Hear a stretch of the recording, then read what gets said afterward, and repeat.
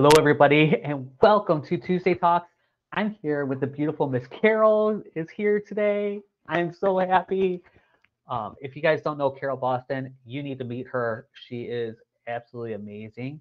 Um, this is an open conversation, so people could drop in or drop off at any time. So don't feel. Um, I know that that's going to be interesting. And today's Tuesday Talk is about time management. And this is actually one of those places that people pay me a lot of money to deal with. So uh, I actually worked for a long time with Quantum Impact Coaching, which is a really great coaching company headed by Chad and Holly Oxted. And I was their accountability coach. And one of the things that I got to work with clients on is time management. So a lot of these things were honed in that time. And since then, I've actually worked with many clients outside of that on time management. And I've worked with another company on time management because they've heard so many different things. I'm the person that they send their time management people to. I actually just got asked again to work with another company on time management with their clients because it's kind of what I do. It's one of those things I'm known for. And one of the clients I worked with, and I would love to start with a story today. Is that okay, Carol? Let me have it. So one of the clients I worked with, his name's Jesse. Okay. And he was one of the ones he was one of the ones that I worked with another company, not with Quantum Impact. And what was really cool about him is that he had this amazing tech company. They were working in real estate tech, and just phenomenal company. And for the life of me, I can't remember what it's called. Or I'd give them a plug right here. Insert plug here. No, but he was amazing, and he was a CEO. He founded this company, and the company was doing well. Like they've gone through a couple rounds of investing. They're actually now profitable. They're on the black. They had a really good team, solid team around them. But he always seemed to be working. He could never turn off. Right. And that's what happens a lot of times as entrepreneurs, that you are always on. You have this always on mentality. And so he had people that part of his team was overseas. So he had a very early morning call. So as we were working on some of the things we know to do, like setting up a morning routine and things like that, it was difficult for him because he was literally doing a call at like 6:30 in the morning was his first call with his team. And so crafting a routine around that. And then he had a late night call too. So because he had teams, just the way his team worked out. So it ended up being that he had a preschool aged son. I want to say that he's like 4 years old, and his wife was ready to leave him because he wasn't spending any time at home. He was always working, and when he was at home, he really wasn't home. So we really had to go in and we had to talk about some things that I like to call non-negotiables. Okay, and what you hit. One of the things that I find is that people will schedule out their meetings or those important things or that, whatever it is for work, but you don't schedule it in your life, right? And my first thing I tell people is that you need to figure out what your non-negotiables are and put those in first. So with him, it was eating dinner at home. He would eat dinner with his wife, not necessarily at home, but a set dinner time that they set together, and he picked up his son from preschool. Took and picked up his son from preschool. Those were two of his non-negotiables for his family. Okay. The other thing, as we were setting up his morning routine, we made it so that his morning call was actually done during cardio. So he was already at the gym and doing cardio by the time he did that. So that way, after that call, he could be okay. He could finish out his morning routine. And it was a way for him to actually take some control back to his life. And what ended up happening is that with working with that and a couple other things we're going to talk about today, what ended up happening is that he actually had started having time for his life. And he had started actually having time to actually live, right? He started building model airplanes again. His father had passed away about 2 years before that. And that was one of the things he enjoyed doing with his father. And he had some stuff that was unfinished up at the attic. And he was like, I really just want to build some model airplanes. And I can't turn off. Like, I'm always working. Like, the first thing he did was pick up his phone. He was checking into his email. And so he started building the model airplanes again. He actually started having time with his wife. They actually started like doing this walk in the afternoon together. That was really great right before they picked up their son. There was this really great things that started happening. And the other thing was his company actually started thriving. So not only was he actually spending less time at work, less time actually worrying about work, but his company actually grew because of it. Other people stepped up. We're going to talk about some of those things later. Okay. But the first thing I want to talk about, like I said, is non-negotiables. What are your non-negotiables?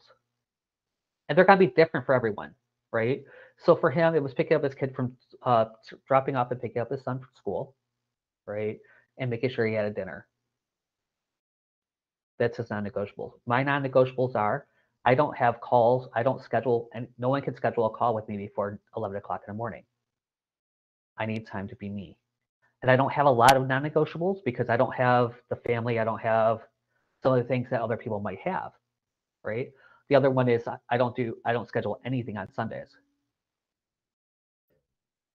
right? And that's to give me a day that I don't have to even think about it. And my Saturdays are actually very limited. If you can get a call with me on a Saturday, you're pretty lucky too. But you can, it exists, but you're going to be challenged, right? On the other side of that is I work late on Tuesday and Thursdays. I compensate on other areas. But I had to learn how to turn myself off because one of the problems is I don't have that family. I don't have that off switch, right? I lived alone for a long time. Um, and even when I'm with people, I'm not with, like I've been with my friend Gabby. Yeah, I make dinner, but it's not like I can't do something while I'm doing dinner. Or it's not like we're sitting down having these formal meals. So I have to learn to turn myself off, right? So, Carol, what are some of your non-negotiables? My first non-negotiable is I never miss the gym on Saturday or Sunday morning. I'm there when it opens at 8 a.m. And then over time, I developed, I'm in there one other day of the week. I mean, I'd love to go 5 days a week. It's just not going to happen. But when I'm in there 3 days a week, it's good. Like, and I'm excited to be here cat sitting tonight because it got to be 5 o'clock and I took a break and I went, the gym's right here. Like, I don't have to drive to go somewhere. So it was awesome. But you save all that extra time. That's definitely a non-negotiable for me. Years ago, Sundays absolutely were non-negotiable. And then I lost sight of that trying to grow my business. So just recently I've gone back to Sundays. They're for me, they're non-negotiable. I know that you and I had chatted. As a matter of fact, you'll be happy I called this guy today. Yay! So happy. And he and I had a conversation at a gay and lesbian chamber event last month. And I had mentioned to him, because another thing that I'm getting even more serious about non-negotiables is carving out my reading time. Like, I'm here and I went looking through all of her books, and we have a lot of the same books, right? We're both into personal development and growth, but this one I haven't read. It's Mel Robbins' The 5-Second Rule. I do quote from this sometimes, believe it or not, only because I've heard Mel Robbins talk, but I want to read the book. So reading is a non-negotiable for me. I take time to either do crossword puzzles or the game on my phone called Wordle. And that's usually between 5:30 and 6 a.m. every morning, right? And what I've learned to do is to turn off the news. And there's a television station called Beacon. I think it's like a nonprofit. And at 5:30, they have, you'll like this, Jeff. At 5:30, they have Serenity. And all it is just this gorgeous, drone taken scenery with this beautiful music. And I can put that on. And then because my brain loves to do crossword puzzles and Wordle, but I got to limit it because I found out I could, if I pick that phone up when I'm lying in bed in the morning, I can lay there for an hour and a half and play games. And then see, then that's out of control the wrong way. What's another non-negotiable for me?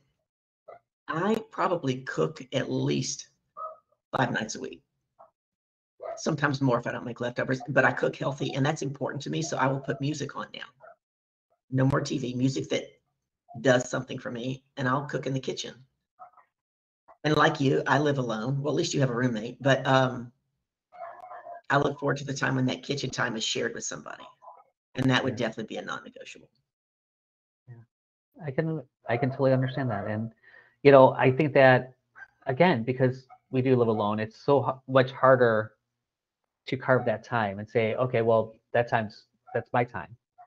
That's me time. I'm not, I used to have dinner at 6 o'clock every night, even in the RV, and it was carved out schedule, right? And so the next part of that is really to actually put that in the schedule, right? So that people they can't schedule calls during that time. And if you're using automated calendars and stuff like that, gets even more important. But for you to make sure that you're not carving out that time for something else and not scheduling over it. Because so often we take that time and oh, well, we're doing, oh, it's just dinner. I can have it at 7. I can't tell you how many nights I eat dinner standing up in the kitchen. Uh-huh. Yeah. Oh, the other night I made myself go sit down, and I used to do that religiously, even being single. Before things got really difficult with the business, even being single, I sat down, I said grace as if someone were right there holding my hand saying grace, and I had dinner. And I tell you, you're right. It's easy to get away from even the things that are the good habits for us. Yeah. Yeah. So the next thing I want to talk about a little bit I call it time chunking. Okay. And what it is really figuring out giving yourself a schedule, right? What are the challenges, again, living alone, as I am, and I work for myself, being an entrepreneur. One of the challenges are that I don't have anyone tell me what to do. I don't have that. Good morning, you have to Sometimes be in I an wish I office. did. Some days I am not always my best employee. Right. I'm my only employee, and I'm still not my best employee some days, right? So Yep. what does it look like for you to create a schedule for yourself? And I'm going to actually share mine.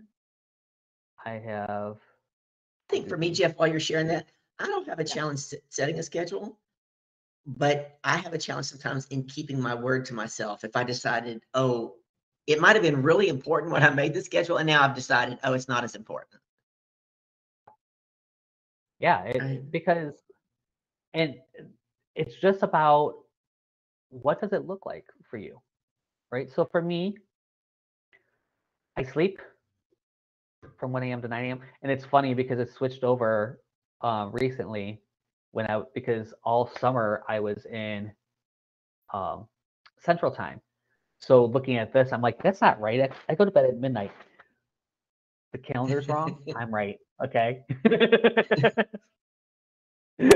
Because I've been doing this for so long too that like literally this is probably 4 years old. I've updated it slightly in the last like 6 months, but it's very slightly. So I can tell you that the first 15 minutes of everyone's day is almost identical. I call it morning constitution, but basically my dad used to call it shit, shower, and shave. You get up, you go to the bathroom, you put on your coffee, whatever that looks like for you. But the first thing you're probably doing is going to the bathroom and you might be laying out a pet. That's mine, right? Your morning routine is about an hour for me. My morning routine includes perspiration, meditation, inspiration, and communication. I think that all great morning routines have some variants of that, however it looks like for you. Um, I take a shower, I have breakfast, and then I start my communication, right? And communication for me might be checking my email, it might be going through and making sure my social media is the whatever I have written is actually put out. I would be that would also be my daily Jedi's, fall in that into that space. Next is the True Awesome Life, so that's my work for me. I get to play with the dogs for a little bit. Then I get to do some client work from 1:30 to 3. I do some housework. Everything's off an hour, and it's messing me up looking at this. I'm like, that's off an hour. Lunch is at 2, 2 to 3. Basically, I do lunch and whatever little housework I need to do. I'm finishing things up between uh, 3 and 5. At 5 o'clock, I'm starting dinner. And then I pretty much have personal time for that, right? I have a closing routine I do before bed. I'm in bed by midnight, typically. Am I in bed every night by midnight? No. Am I in bed most nights by midnight? Probably, right? Am I ever up until midnight? No. Which is why I don't take calls before 11, you know, so that I have time to actually finagle myself as a human and remember who I am, right? So that's time chunking, right? And what's great is that for if you notice, for every couple hours, there's something for me to get up and do. I'm not going to do things bum, bum, bum, bum, bum, and then be on a computer for 8 hours a day, right? I work for a little while. I work from 11 to 1. I go and play with the dogs for a little bit. I work from 1:30 to 3. I have lunch. I finish up for a little while. I get dinner because you can't sit on a computer 24/7. It doesn't work. Okay, you're not going to be very productive if you're sitting for big chunks on the computer. I promise you. Alrighty. Yep. So that's time chunking. Easy enough. Yes. And also, I don't need to share anymore. Yay. All right. The next thing that I want to talk about is day theming. Okay. Now, day theming is a little interesting because they're all going to be different depending on who you are, what company you're doing, but it's focusing on one thing per day. That's your first focus. So for me, my Mondays are me and money, right? I'm gonna go and check and see if I need a doctor's appointment. I need to get my hair did, because I need to get my hair did, whatever. But I need to check my doctor's appointments, dentist appointments, make sure the dogs don't need an appointment, groomer, vet, whatever. And then I check into my accounting system. I look at my bank accounts. I go into my accounting and I classify everything. If I do it every week, it takes 15 minutes. If I wait till the end of the year or end of the quarter, it's going to take me hours. Right. So if you just do this, you just get in the habit on Mondays, right? Me and money. What do I need? Where's my money going this week? Well, money's coming in. Hey, did I not invoice somebody? Right. Tuesday is my tech day. So I look. That's the first thing. My first question is, what tech do I need to do? Training do I need to do? Tech and training. Wednesday for me is writing or work. Typically, it's writing. For a long time, I did blog articles on Wednesdays, but lately now I'm writing my social media out on Wednesdays because everything leads to this call now.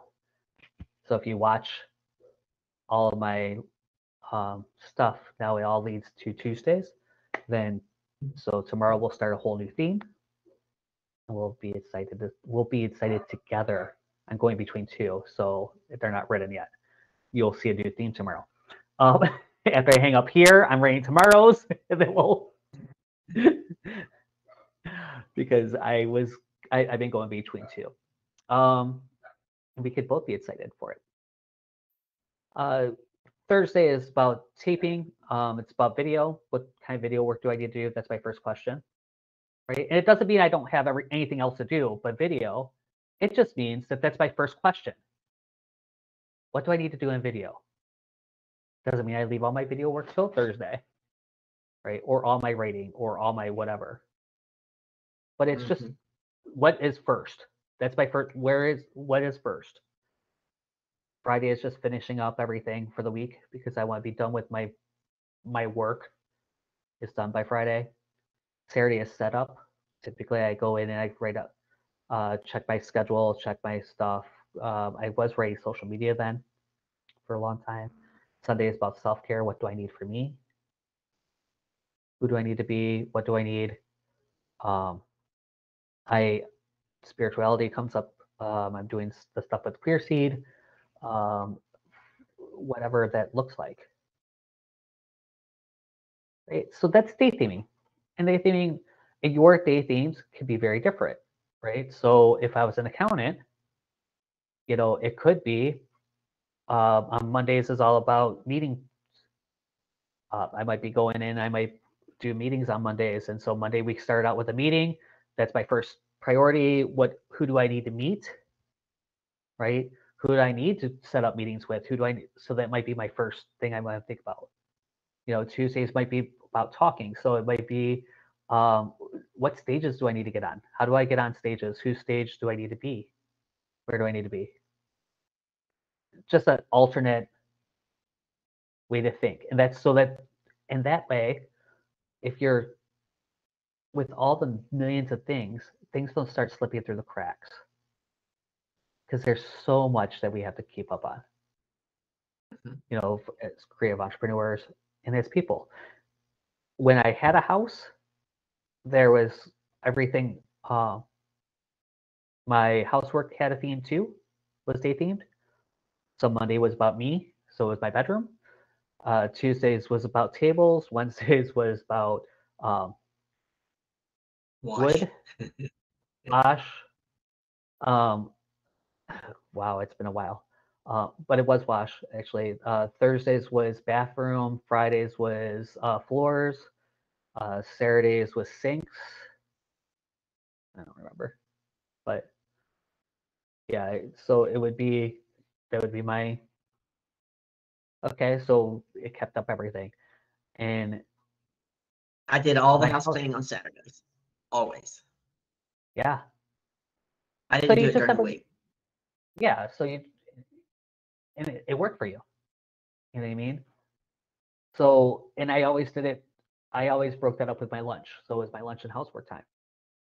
It got me off my computer because I'll sit on a computer for 6 hours and not be productive whatsoever. That's one of my things, right? The next one is something I've never talked about publicly. The only people I've ever got this were people that were working with me in time management, in the time management program, not even in, I don't even have this in the True Awesome Life Mastermind. So this is brand new stuff. I'm actually we get the whiteboard. Yay. All right. So what I want you to do is I want you to grab grab a piece of paper and I want you to put a nice cross. We're gonna make some lines. All right, at the top of that is me. And anyone is at the bottom.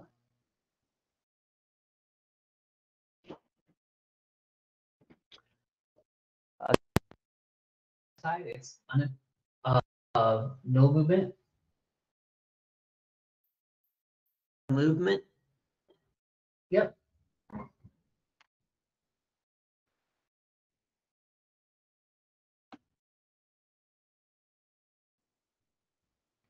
And then finally, it is high movement.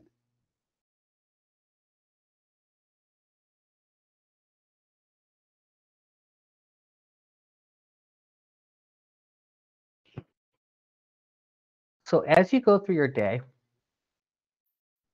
for this day as they work, you're going to journal your day. So this wouldn't be something you would do tomorrow. This would be something you would do next week.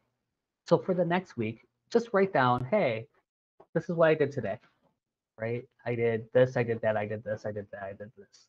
And this really works for when you have teams, right? Solopreneurs, this isn't going to move them. I'm sorry, it's probably not going to move the needle that much for you, right? And I think that's why it's never been put into anything, because I don't work with a lot of people that have teams yet. We're hiring their teams as I work with them. So it's not something that we've had to do, right? But once you do that, you can plot if I'm the only one that can do it or anyone can do it, and how much it moves the needle, right? So something like having a client call, right, might be somewhere like here, because I'm probably the preferred person for that, right? But if I had a sales team, someone else could do that call, right? And it's going to move the needle pretty high. Whereas posting social media could be here, because anyone can actually post for my company. If we're talking with pages, there's exceptions. Don't get me wrong. We could fight about this for a while. But when you're talking with company wise, pretty much, your social media people can deal with that, right? And it may or may not move the needle that much, or it's a longer term process, right? Or the finance report. I don't have to do a finance report. And does it really move the needle? No. Do I need to know it? Yes. So is it something that has to be there? Sure. Do I have to do it? Although with how I do my me and money, I can literally run my report tomorrow and I would know exactly where I am. So, which is why we do me and money Mondays. So I can actually do that report in 30 seconds. It's literally run the report. But you kind of get the idea. With Jesse, I'm gonna go back to him because we did this and we were extensive about this. Like literally everything he did in his day was written down and how long it took. So it was a very lengthy process. But one of the things that probably doesn't move anything was that he wanted to pick up his son. Right? He's the only one that could do it. And it didn't really move anything with his business. Right? But it moved him. Right. So for him, it was super important. Now, he could have had anyone else could have picked that up, really. But for him, that was super important for him that he was the one that picked up his son. That was his time with his son. Right? So it doesn't necessarily mean that everything is, always going to be there.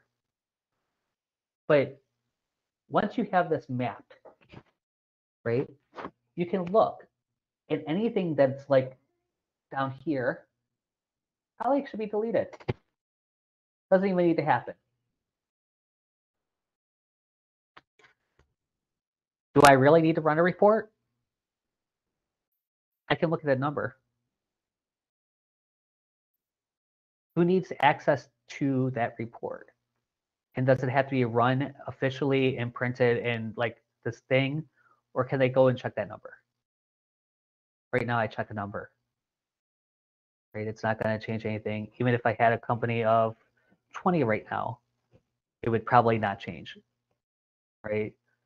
If they needed to see that number, if they actually needed that, either I would communicate it or they would have access to that report.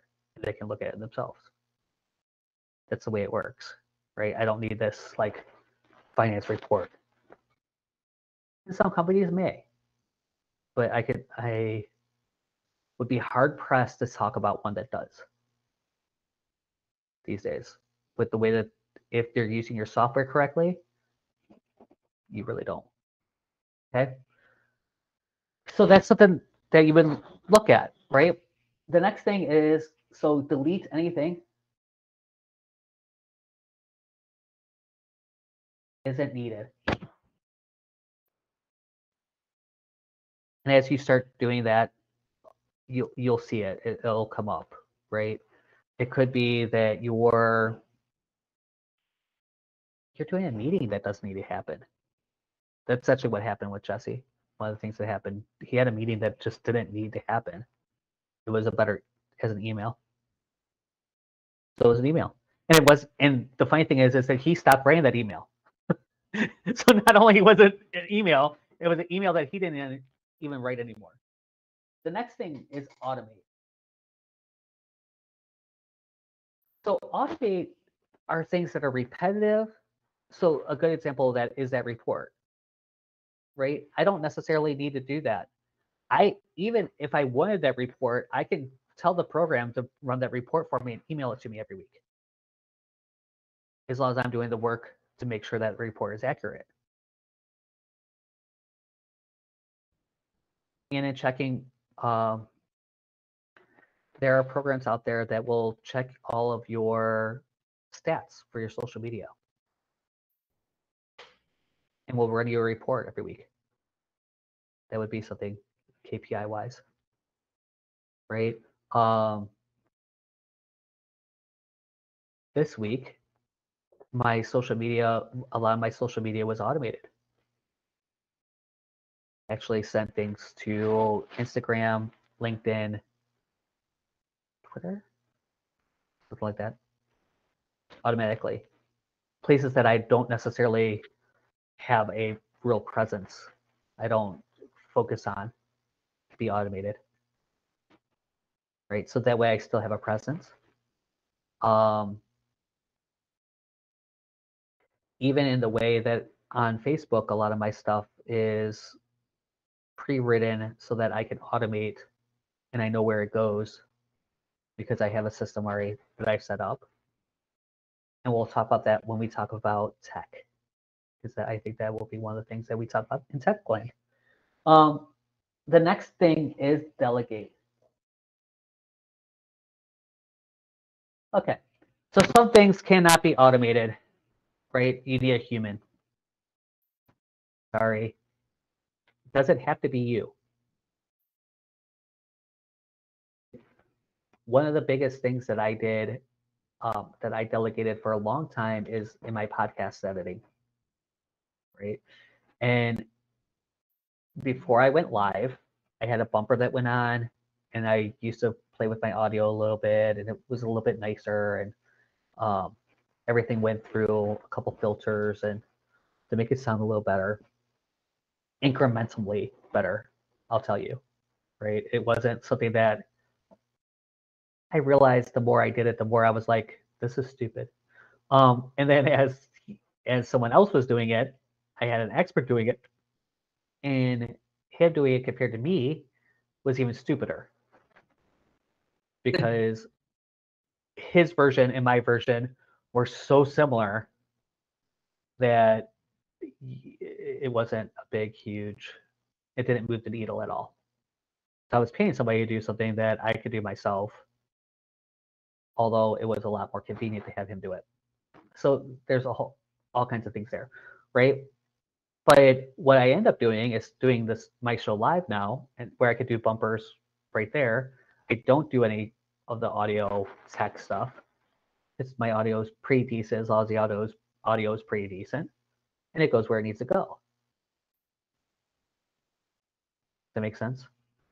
So, but some of that delegation stuff, social media, we talked about that. I have a problem with somebody else. If you are a coach, you're a coach or a consultant,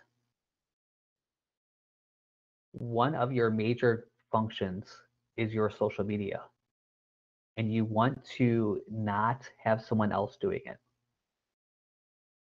And the reason why is because you have to be the voice. Now, can they answer things? Can they do simple, follow-up stuff? Sure. You mean creation? Creation, I'm talking even into some of the follow-up. Yeah, like you really want to be a human there. And the more human you are on social media, the more effective it is. And one of the problems is that we have to unlearn all those automation techniques. We've been taught automation so much that we stop being a human. You can't just drop a link. When I first started in social media, I was working with coaches, and Facebook groups was new. Okay, and Been around a while. I've been around a while, right? I remember. Okay, no, I'm gonna date myself. I remember thinking, why the hell are people going to Facebook? MySpace is such a better platform. I It was was a never better on platform. MySpace. You're ahead of me. Yeah, MySpace was a better platform. It really was. There was some things that were I would not agree with how it was ran, how things moved, but it's how people moved. It's what happens, right? So when you first did Facebook groups, the authors could actually go on and drop a link and get sales. Low blurb, drop a link, you get a sale, right? The groups were groups, they were like-minded people, so it was easy. As it's grown, just like blogs, just like websites, just like all of it, as it's grown, it's become a little more complicated. You can't just do this. I was also around when Newsweek did the big article, Internet Bubble Busted. And what had happened was people thought that they could just open up a website and everything was going to be okay. Well, everyone started opening up websites.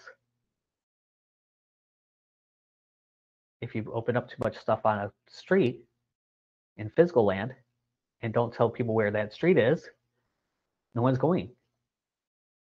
And we started having to talk about traffic because there was a time when you didn't have to talk traffic. It was crazy. The internet is a beautiful place, people. And I've luckily been around long enough that I've seen a lot of these things, right?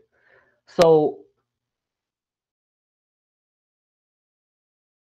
being social on social media, I think that it's the last thing that you should delegate. And by the time you're delegating it, it's because unless you're a corporation, um, and even then you want somebody funny. You want somebody that is quick-witted, that understands your voice and your brand on a level that, very few people do. So that person needs to be very close to you. Coaches, consultants, that's the last thing you want to do. They could drop links. Your VA could drop a link for you. If you have something that's like really the response is to drop a link, they need to respond like that. But you really want to be in those. The problem with that too is that you start relying on that VA, and so your voice isn't there to deal with that conversation. It's all about being a human and starting that conversation. And we'll talk about that again somewhere. And the worst part is I'm the worst person at it because I've been taught automation for so much. And it's one of the things I actually talk to Carol about all the time. Out of all the random people that are here, I talk to Carol about being more human all the time. How I struggle starting having conversations because I'm used to being able to drop the link. I'm used to being able to not necessarily be, and I'm kind of shy when it comes to one-on-one interaction in general. I'm not good in bars. So, and if you think that dating and sales are any different, you got another thing coming. But the last thing I want to leave you guys with, okay, is another story. So I have my friend Leslie, and Leslie was one of my clients over at Climb Impact Coaching. She is an amazing coach, and she had just gone nomadic, not long right around the time that she came into the program. And she realized, and she knew it all. She knew it all. She was a really great coach, and she really did have a really good time management system. She really, I was, always impressed with what she was doing. She had learned years ago the Covey method and had her planner and was doing a great job with her planner. But one of the things about doing things on paper is that when you start having other people managing things and you can't share it. So there still has to be a digital copy. And then if you're going to do a digital copy, just do digital. I promise you, you'll never regret learning digital and becoming digital when it comes to scheduling in your planner. There's great planner apps too. I can go on for a while. But she was really apprehensive when she started working with me because she knew it and she had a good system and she was great, and she thought she was doing a good job. Well, what was going on is that she wasn't spending any time in the places she was. So she was working constantly. She wasn't turning off.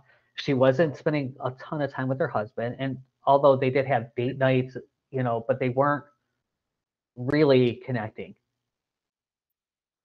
So she comes with me and we start working. And she went through and she did her time chunking because that's one of the things I teach. Like you should, for the first 3 weeks, you need to time chunk 24 hours a day. Okay. Not that you have to work 24 hours a day, far from it, but you need to know kind of where you're supposed to be, right? And she came back to me a couple weeks in and she goes, Jeff, I can't believe that I have 20 more hours in my week. I'm actually spending time with my husband. I found all these hidden little things that I was doing, these little spaces that I was creating. Like, I would go and I would go to the bathroom and I would get up in the morning and I would start getting ready. And then I would go grab a coffee. And then I would come back to the bathroom and keep getting ready. And then I would go grab another coffee, or I'd get on the phone, or I'd do this, or and I didn't have any structure. It was whatever I wanted. And that flow is beautiful, right? We all want flow. The problem is that with flow is that it doesn't actually work in real life. It's amazing for creativity, but for actual productivity and actually getting things done, it does not work for you. It works against you. Being conscious and in a moment and knowing where you're at reduces your anxiety. It allows you to actually get everything done. And I know that sounds crazy, and I know that there's somebody on this right now that wants to fight me. Right? I get it. Right? I don't necessarily love these, time, but you actually find that time. You find that time to be flowy. You find that time to be creative. You find that time to actually have a life. And it doesn't mean that because I said it, that's what it is constantly. There's some weeks that I have to change that completely because it doesn't work with what's going on. So that's what Setup Saturday is all about, is really looking at it. But she found 20 hours a week. She is probably one of the people that comes to me. We worked together 4 years ago. She comes and checks in with me at least once every other month or so, just to double check how things are going. She's probably given me more testimonials than anyone else and she absolutely hated me at the beginning. Absolutely fought me tooth and nail because she had a system that she used for many years. Guys, delete, automate, and delegate, I didn't learn until 2 years after I worked with Leslie. Had I talked to her about that, I could probably pull out 3 more hours out of her week. So all this to say that I want you guys to actually live your life. Stop working constantly. Stop it. Your job is there, your position is there, your, all of this is there to support your life, not be your life. I gave you some really great tools to work on. Message me if I have a time of your life call. It's $150. We work for about 2 hours, and we will go through, and because you're going to see, time chunk, you'll pull it out and you're like, that doesn't work, or you'll find something that doesn't work, right? I'm here. I've been doing this for a while. I've had hundreds of clients. I could give you clients from Chris. I could talk about Heather. I could talk about Thomas, where I've worked through and found things that they didn't even know, or little tweaks, like you're trying to work for 6 hours at a time on a computer. It doesn't work. How to get up, how to do that transition time, and how to make that transition time actually work for you so that you're not doing a ton of transition, because that'll suck up time too. So if you're interested in that, let me know down below. Send me a message, depending where you're watching this at. And know that I love you guys. I will see you next Tuesday. I'm sorry. We're going to have some fun. I'm not sure what we're going to talk about yet. I have 2 different options. We're either going to be talking about authentically you and why authenticity is so important, or we're going to be talking about tech. So you'll know that tomorrow when I know that. I love you. You guys have a great day. Thank you, Carol, for being here. You're welcome. Thank you. All right, folks, in the Tuesday call, we actually talked about the Jedi Time Tricks call. And now this is one of the most amazing calls I've ever done. It's the one I actually did with my clients that helped them get 20 hours a week back in their life. Now, I don't know if you're going to be like Leslie, and we're going to find 20 hours, but what would 5 hours look like for you? Would you write that book? Would you spend more time with your family? Would you actually just chill and not be working constantly? What would you do with that 5 more hours? See, and we can find that out. We're going to spend an hour and a half, you and I, we're actually going to do a deep dive right into your schedule on the court, what it is you do on a daily basis. And we're going to look at where we can add those hours in, those minutes, those hours that really do make a huge difference. So look, if you find yourself saying that you don't have time, or you've been wanting to learn a language, but you don't have time to do it, or you've been wanting to write that book, but you don't have time, this is the call for you. Click the link down below. Only $150, guys, and I promise you, you will get at least $1,000 worth of value out of this. What would 20 hours do for you? What would you do with it? What would 5 hours do for you? It's up to you. Click that link down below and know that you are loved. The working crew's leaving on a space detail.